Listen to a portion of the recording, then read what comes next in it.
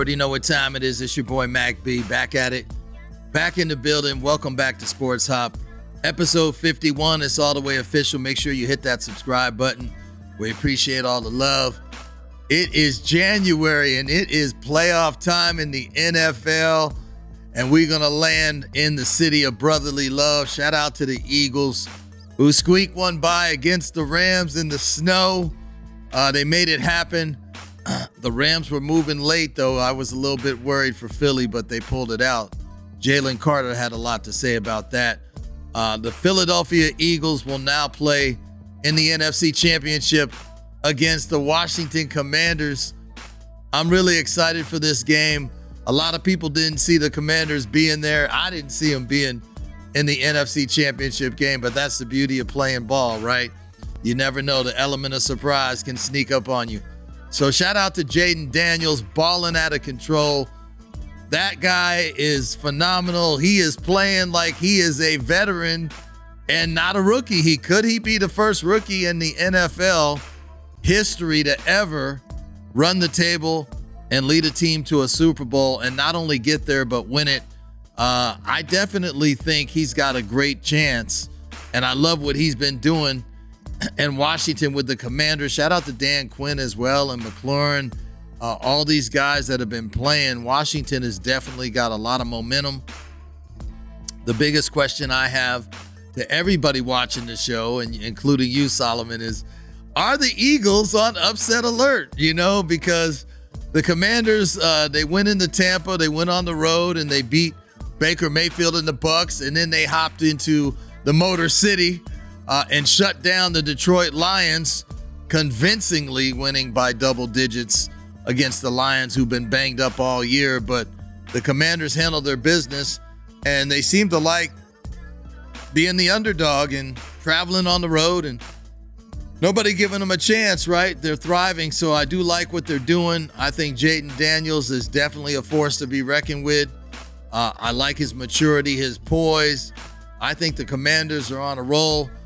They are part of my game picks later, so I'm not going to let the cat out of the bag just yet. But I do think that Philadelphia has to address some issues, particularly with the knee injury to Jalen Hurts.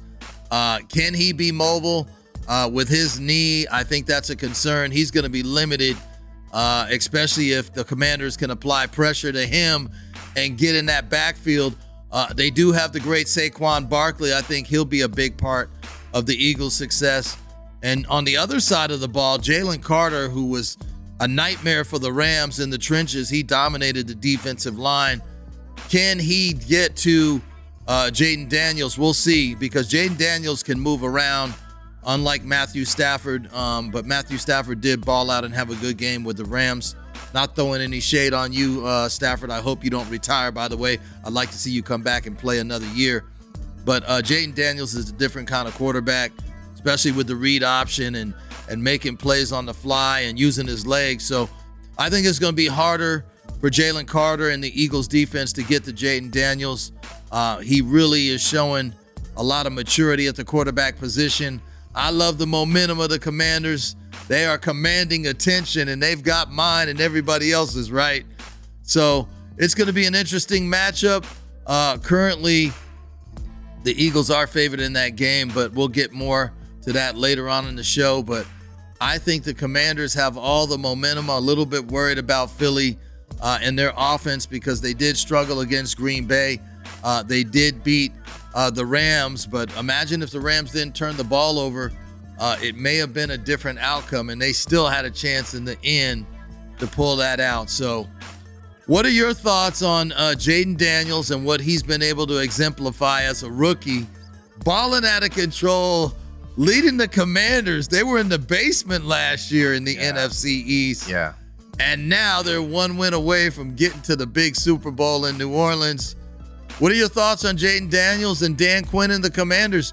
Do you think they should be taken seriously at this point? Well, I will say that my impression of this team has grown throughout the year, right? Yeah, So we talked about them earlier in the season. Yeah, and so not only did you see a quarterback who has overcome a lot of the rookie issues that quarterbacks typically have. You saw a team crystallize around him, and that's what I really think made a difference and got this team into the playoffs. Yeah. That they believed in their quarterback, they rallied around him, and they let him lead while at the same time just upping their performance. And frankly, they look like a team that just wants it more. And I would probably say they're the most dangerous team in the left in the playoffs right now, because they just want it more. They have nothing to lose. Think about it. Like you said, They came from a dismal record last year. They beat a good team this past week, and they're going against good teams again. And I just think they believe in themselves. They're like, what do we have to lose? Yeah. So as long as their quarterback, plays within himself, doesn't make a lot of mistakes, they have a really good game plan for him. Not a ton of down the field passes. Just very smart, get rid of the ball quick, strategic passing, moving the ball down the field methodically. That's been the key to their success. So. I can't say I think they win, but if they did, I wouldn't be surprised. Let's just put it that way. Right. I got to give some love to Cliff Kingsbury as well, former Cardinals head coach. They ran him out of town over there in the desert, but he is the offensive coordinator of the Commanders, and he's done a hell of a job this year implementing a lot of creative play calling, making Jaden Daniels shine. So on and off the field, the Commanders have a lot of momentum. But big time shout out to head coach Dan Quinn. I like what Cliff Kingsbury has done this year as an offensive coordinator. So they definitely have a lot of momentum. They're a fun team to watch. And about 65% of their plays, they don't even huddle. So they get to the line of scrimmage with some urgency. They keep the other team off guard. I like that. I like the matchups. I think this is a bad matchup for the Eagles, to be honest with you. So we're going to see how it plays out on Sunday.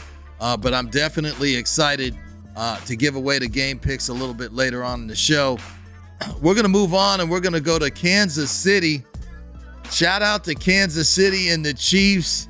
Patrick Mahomes, Andy Reid, Travis Kelce. I'm telling you right now, you got three of them involved. Kansas City always has a pulse, right, with Mahomes. You got Kelce, the veteran, who balled out in his last game as they beat the Texans in the divisional round. And Andy Reid, one of the greatest coaches in NFL history, knowing how to make in-game adjustments, making the right decisions. A player's coach, everybody loves him. Almost as much as those State Farm commercials, right? Bubba LaRuski-doo! So we're going to see what happens in Kansas City. They're going up against Buffalo. This is Patrick Mahomes leading the Chiefs to their 7th consecutive AFC Championship game. Impressive. 7th consecutive AFC Championship game. That's unheard of. I mean, it's just amazing. He's been to 4 Super Bowls. He's won 3.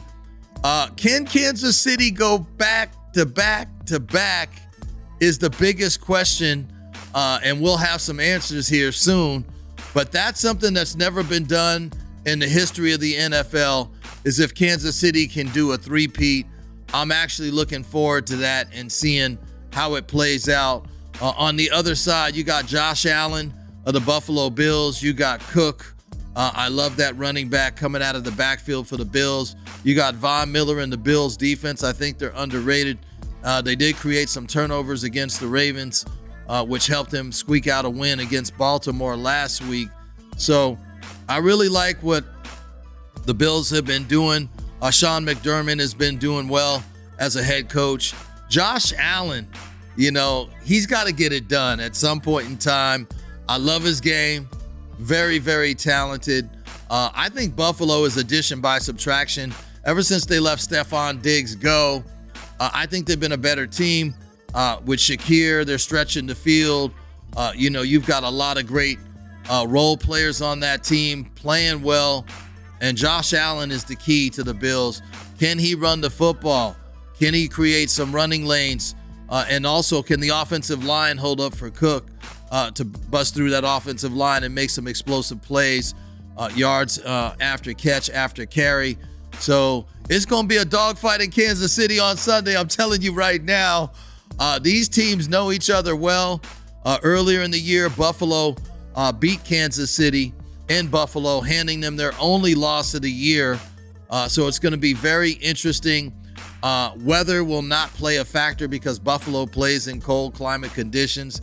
Kansas City already has home cooking, knowing that the weather is not going to play a role in the outcome of this game. A lot of people are questioning the officiating from last game. I thought Kansas City got a break on a few calls, but I got something to tell you out there, all y'all sipping haterade. Even if the Chiefs didn't get the roughing the passer calls, they still sacked CJ Stroud 8 times. They didn't make any mistakes. Patrick Mahomes didn't turn the ball over. I'm telling you right now, Kansas City was still going to win the game. So for everybody out there hating on Kansas City, stop sipping on haterade. They were the better team. They got it done. Now they're in the AFC Championship game versus the Buffalo Bills. It's been quite some time since Buffalo's been back to the Super Bowl. So we're going to see how it plays out. That's another one of my game picks later on in the show. But I do believe this is going to be a tight game. It's going to be cold. And I think the defenses are going to play a huge role in the outcome of this game. So shout out to Patrick Mahomes, Andy Reid, Travis Kelce, Josh Allen. I'm so excited for this game. So we're going to see how it plays out. But I think Kansas City is viable. I think they've got a great shot at doing a three-peat. It's never been done in the history of the NFL. So exciting times. We're going to see how this all plays out. And speaking of things playing out, but playing out for the wrong reasons, we're going to stay here in the City of Angels with the LA Chargers, who had another early playoff exit. Big time disappointment when they went to Houston. Played a decent first quarter, got up 6-0 on the Texans, only to lose the lead in the second quarter late. I believe they trailed at the half. It was either 7-6 or 10-6. But the biggest question mark is, who's to blame here? Are we blaming Harbaugh? Are we blaming Herbert? Or is it a combination of both? Justin Herbert, who is a rising star in the league. I've actually worked with him on a national commercial campaign. Great guy. Definitely a great athlete. But his playoff record so far, he hasn't gotten a win in the playoffs. He's got a QBR of 60.7. He's thrown 2 touchdowns. He's got 4 picks in the playoffs. He didn't have a good game against the Texans. But, you know, he's still a young player. He's still learning the game. I still think he's got a bright future ahead of him. If they could get some help on the offensive line, get some more receivers on the outside, I think the Chargers will be a very good team for years to come. But they got to make some adjustments, particularly on the offensive line, get some speed. They let Keenan Allen go. Harbaugh's in his first year as a coach. I thought he did a decent job. He got the Chargers to the playoffs. They finished second in the AFC West. So to be honest with you, I can't really put a lot of the blame on Harbaugh. I do put some of the blame on Justin Herbert making some bad reads and some bad throws and throwing 4 picks in that game. But these players are still human. They make mistakes. We all do. Nothing but love and respect for Herbert and Harbaugh. The Chargers have a bright future, but you're still playing in the division with Patrick Mahomes and Andy Reid, and you've got Sean Payton and Bo Nix, and the Broncos, I think, are a team to be reckoned with in years to come. So the Chargers are definitely going to have their hands full, but I think the future is bright for them. It was disappointing the way they went down in Houston with the Texans after taking the lead early in the game. Turnovers doomed the LA Chargers, and also they couldn't get to the quarterback and put enough pressure on CJ Stroud, who had a pretty good game. So the Chargers are basically on vacation until next year, so we'll see what happens. But shout out to Harbaugh, shout out to Justin Herbert, and all the entire franchise. Much love and respect. What are your thoughts on the Chargers this year? Are you disappointed? Did you think their playoff exit was a little bit too early? Because on paper, I thought they were a great matchup for Houston. I thought they were going to beat the Texans. Are you pleased with the outcome? Do you think they had a successful year, or do you think it's disappointing because they lost in the wild card round to the Texans? Well, I think what we saw there was a team with no real identity. You know, it was Harbaugh's first year, obviously, and so, you know, he came in trying to establish an identity, and I get that, but I've never felt like the Chargers have really established who they are. I know you mentioned Keenan Allen. Keenan Allen had a decent year last year with his new team. I think he had like 700 yards. He was hurt a little bit too. Yeah, but he's also getting older. He wasn't the down the field threat. So I don't really look at them getting rid of him as anything bad. Like I said, I just think it's a team without an identity, and I think there's a lack of cohesiveness that showed in the playoffs. If they have one good year where they don't make a lot of changes, I mean, they had, Austin. No, they don't have Eckler anymore. Yeah, he's in Washington. Right. Yeah. See, and that's what I mean. Just a lot of changes on that Let team. go of some really good players. Yeah, just a lot of changes. And so I remember when they first moved here, went to a game, there were more, opposing fans than there were Chargers fans because they just haven't still found that way. home. Yeah. So I think that's what we saw. I think that team needs another year or two of just being cohesive, and they can come together and establish an identity. But I think that's what hurt them in the playoffs. Well, shout out to Herbert and Harbaugh. There's always next year. We're going to see what happens in LA with the Chargers. Moving on to the Big Apple, which was a spoiled rotten apple this year, if you're talking about the New York Jets and the Giants. But the Jets finally have a head coach. Shout out to Aaron Glenn, former defensive coordinator for the Lions, who now goes back to the New York because that's the team that drafted him back in 1994. He always wanted to coach the Jets. So I love this story. I think he's a great fit for New York. I think he'll be more of a disciplinarian type of dude. He'll come in and somewhat clean up the mess. There's a lot of mess to clean up in New York. It's going to take some time.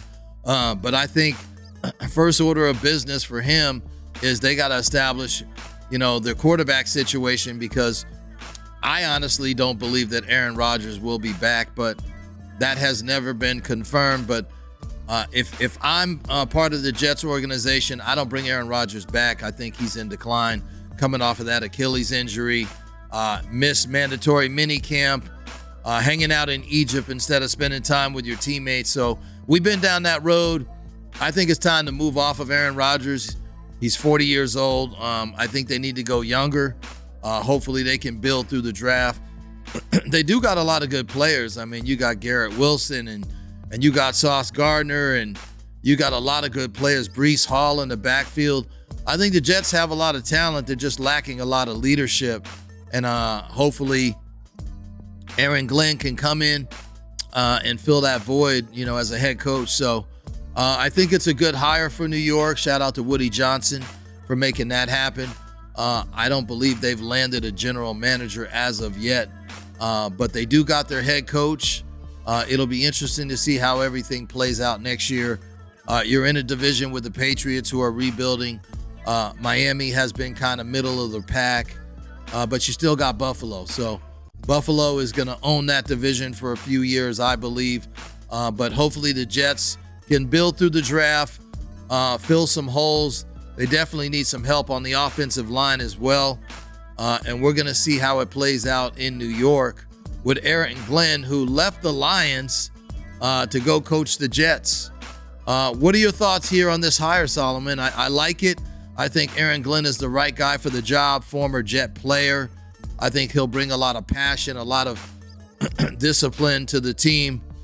Do you think that this is a good look for the Jets? Do you think he can turn things around? Well, I don't know. I liked. Nobody does. I liked who they had before in Salah, because I felt like these guys are sort of the same player. They're both players, coaches. They're both guys who fire up a team. It remains to be seen. The strategy and all that type of stuff. I don't really know, but I see them as the same types of coaches, and I feel like if you got rid of a coach who has had success, throughout his career, and now you're bringing in sort of a coach who's sort of the same, I don't really have high expectations that things are going to be relatively different. Now, that being said, he could come off totally different. He can maybe connect with the players better, or be a better liaison between the players and the front office, which tends to be an issue, right? Sometimes with these players, coaches, they have lots of disagreements with the front office and end up losing their jobs that way. So it remains to be seen. Of course, I wish him luck, especially being a person of color in that position. We hope that he'll last. Unfortunately, it seems like every year these guys come and go. and they go pretty quickly. But I'm hoping for the best. We'll see how it plays out. Hopefully that apple this year won't be spoiled as bad as it was last year, because it was just pathetic. But big time shout out to Aaron Glenn in the Jets, hoping to turn things around. Good luck. I think you're the man for the job. We are moving on, and speaking for man for the job, we got a situation in Big D. Some of the chirping and the chatter has calmed down, but there has been talks over the last 10 days about Deion Sanders possibly landing in Dallas. I know that him and Jerry are really close, and Jerry reached out and tapped in with Deion up there in Boulder. And I know they had a lengthy discussion about some situations, and I know it's an interesting scenario for Deion Sanders. I still believe the only way he goes to the NFL is if he can coach his sons. He said that repeatedly in the past. I don't know how the Cowboys could get their hands on Shedeur Sanders, because they don't have enough draft space. They're not, picking in the earlier rounds, and I don't think they have enough to get it done. But with Jerry Jones, anything is possible, right? But shout out to Deion, who turned things around in Boulder for the Buffaloes, and shout out to Jerry Jones, who did have the nerve to reach out and tap in with Deion, his former player, who once played and won a championship with the Cowboys many years ago. So Dallas is always looking for a sexy hire, somebody who can bring the oohs and the ahs and draw the attention. I mean, they're valued at $12 billion, and Jerry loves the attention. He loves the money, and Deion loves the attention and loves the money. So I think that if you're looking for a big splash, I think Deion is the man. I think he can basically coach on any level and make it happen, particularly after what he did in Colorado when they only won one game. He since has come in. His first year, they won 4 games, and then last year, they won 9 games. Ended up losing in the Alamo Bowl to BYU, but they still had a good year. So shout out to Deion. I think he's going to stay put in Boulder, but I could be wrong. But I believe through my sources, Deion isn't going anywhere. He's going to stay in Boulder. Jerry and the Cowboys are still eyeing current offensive coordinator Brian Schottenheimer, who may be a potential fit for the role. Or they're looking at Kellen Moore, who's been great this year with the Eagles as an offensive coordinator, who not only was once a coach in Dallas as an offensive coordinator, he was also a quarterback in Dallas at one point in time many years ago. So I personally think if you're looking between Schottenheimer and Moore, I would bring back Kellen Moore. I think he's got a good offensive grasp on things, and I think that he can make some good key contributions to that offense. Hopefully Dak Prescott can come back healthy from that hamstring. So we're going to see what happens in Big D. But nonetheless, Jerry's had some conversations with Deion. I do believe that Deion can coach at the next level. Will he ever get to the NFL as a coach remains to be seen. So Solomon, what are your thoughts here on this situation in Dallas with Deion, with Schottenheimer, with Kellen Moore? I don't think Sanders is coming to Dallas. I'd love to see it, but I don't think Deion's going anywhere, Coach Prime. And I think that between Schottenheimer and Kellen Moore, I like Kellen Moore. So what are your thoughts? Well, you got to think about why he was successful at the college level. The main reason is because he had control over player personnel. He was very big on the recruiting stage and bringing in all those players, and that was due to his popularity. I think a lot of that is negated at the pro level. In Dallas, you have an owner who has proven that no matter who he brings in, no matter how great you are, no matter how many Super Bowls you've won, what your stature is, he will not step out of the way and let you manage. You know, he is a very hands-on owner. And when you look at Deion's career, I don't think Deion would want to go into a situation where, number one, he doesn't have control, and number two, what it's going to look like if he gets fired, if he can't turn that team around. You can't turn a team around when you don't have control like that. Yeah. And so I would see him saying, you know, well, Jerry, here's what I would need. And Jerry's going, well, no, that's not going to happen. So, yeah, I agree with you. I believe he's going to stay right where he's at. I think, you know, Has way more control in the college ranks. Absolutely. And the other thing too is there are still mountains to be climbed at the college level. If he can get to a top team like an Alabama or a Notre Dame, a team like that, I think that's another level of potential success for him. But yeah, he doesn't need to go to the NFL for that. Well, shout out to Coach Prime and the Buffaloes up in Boulder. Shout out to Brian Schottenheimer, the offensive coordinator for the Cowboys, and Kellen Moore, who still has some unfinished business with the Eagles as the current offensive coordinator in Philly. So we're going to see how it all plays out. Keep it locked here with Sports Hop. We'll have exclusive updates for you, and we are going to move on. My favorite part of the show is time for game picks. We got 2 big-time games in the NFL this weekend, and we're going to start in Kansas City. The AFC Championship game. Currently, Kansas City is favored by 1.5 to win this football game. And these two teams know each other. They played each other earlier in the season in Buffalo. The Bills ended up getting the dub. It was a fairly close game through 3 quarters. Buffalo pulled away late. Kansas City didn't see the ball back, and the Bills took care of business. But speaking of taking care of business, when you got Patrick Mahomes and Andy Reid and Travis Kelce, I'm going to tell you, it's hard to overcome because those are some bad boys right there. I love Kansas City in terms of playoff pedigree, playoff experience. They got home cooking. They're going to be playing at Arrowhead. Patrick Mahomes has been to 7 consecutive AFC Championship games with 4 Super Bowl appearances during that time, winning 3 out of the 4. Kansas City is looking to do a three-peat to win back-to-back-to-back. It's never been done in the history of the NFL. I would love to see it happen this year. I think they got a great shot at it. And I do believe when it's all said and done, Kansas City, defensively, they're a bend but don't break type of unit. I think Buffalo can move the football, particularly with Josh Allen and his legs. Stretching the field with Shakir. Cooks, the running back with Buffalo. I like him, gaining some yards. So I think it's going to be a tight game. I think it's coming down to the 4th quarter. I think that Kansas City is going to have the football either with the game tied or coming from behind to pull it out late. But I do like the Chiefs. The squeak by the Bills. I'm thinking somewhat low scoring here. I'm going to go Kansas City 24, Buffalo 20. They end up not only winning the game, but covering the 1.5. So swallow the 1.5 and roll with the Chiefs here. I think they go on and move on to Super Bowl 59. And speaking of moving on, we're going to touch down back in Philadelphia, the city of brotherly love.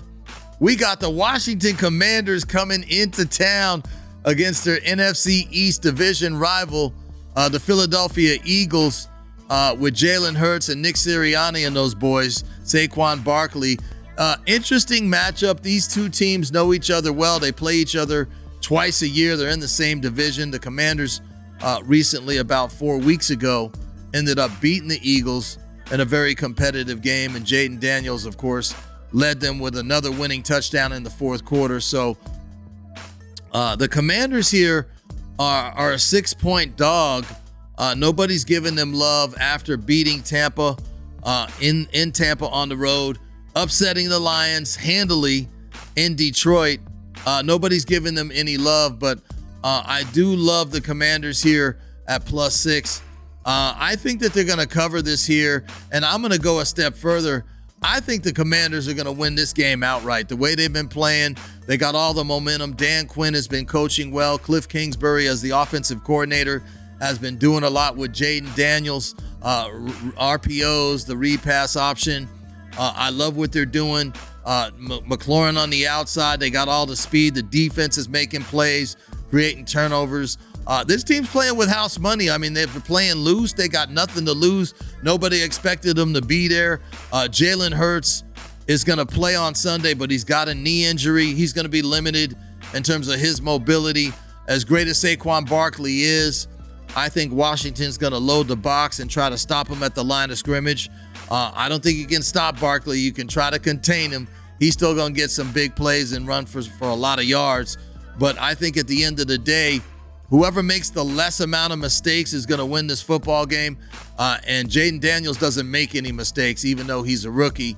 He just plays with a lot of poise and a lot of maturity. The Eagles have been a little bit questionable lately. They didn't really play well against the Packers. Last week, the Rams turned the ball over at key moments during that game. Imagine if the Rams didn't fumble the football. I think the Rams would have won that football game. But nonetheless, the Eagles pulled it out late. But I do like Washington here. I think the Commanders come in and take command of the Eagles and handle their business. And Jaden Daniels will be the first rookie in NFL history to advance and lead his team to the Super Bowl. I just think it's their time, the way they're playing. They got all the momentum. So we'll see how it plays out. I'm thinking final score here. It's going to be somewhat high scoring. I like the Commanders here, 35, the Eagles 27. I think they win this game by a touchdown or more. But shout out to both teams. Swallow the 6 points, roll with the Commanders. They win it outright. So just to recap, I like the Chiefs to cover over the Bills 24-20. I like the Commanders to go into Philly and handle their business and upset the Eagles 35-27. With that being said, y'all already know what time it is. My favorite time of the show. It's time to bring the pain. It's time to get the lettuce, the Gouda, the guap, the queso. So Solomon, let it rain. Woo! Episode 51 is in the books. Thanks for watching Sports Hop. We appreciate the love. Keep it locked. It's your boy Mack B. Peace. Thanks for watching Sports Hop. For all the latest news on hip hop and sports, subscribe here and keep it locked. It's your boy Mack B.